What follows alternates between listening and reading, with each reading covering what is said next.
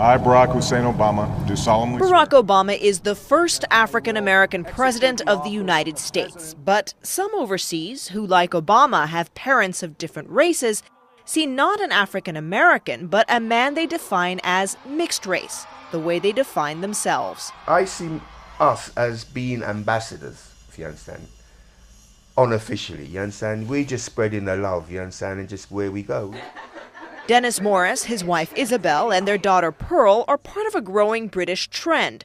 A new study shows nearly 1 in 10 British children now come from mixed-race families.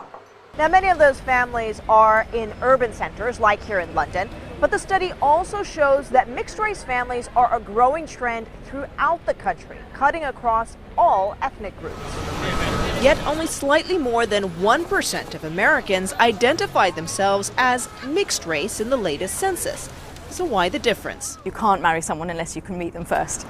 Lucinda Platt, the author of the study, says ethnic groups in Britain tend to be more integrated into British society, with intermarriage a natural step forward. For example, the Caribbeans are relatively highly dispersed in the UK compared to African Americans in the US. So there's simply not different opportunities for contact.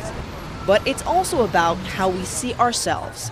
That if you do have parents from different ethnic groups, you can find yourself as African American, nevertheless, or will do. And again, to go back to Obama, we see him being defined as African American.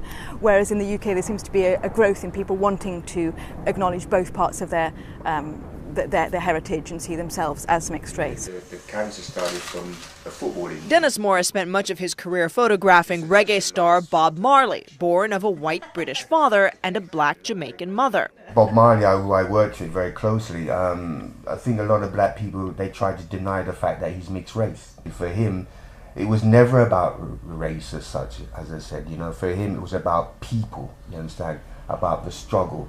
Values they try to impress on Pearl, but when the family travels abroad, she notices a difference.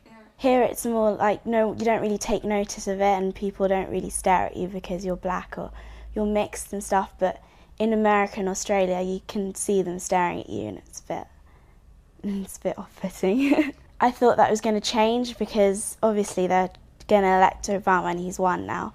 But I don't think there'll be a change straight away. I think that if there is going to be a change, that it'll take a bit more time.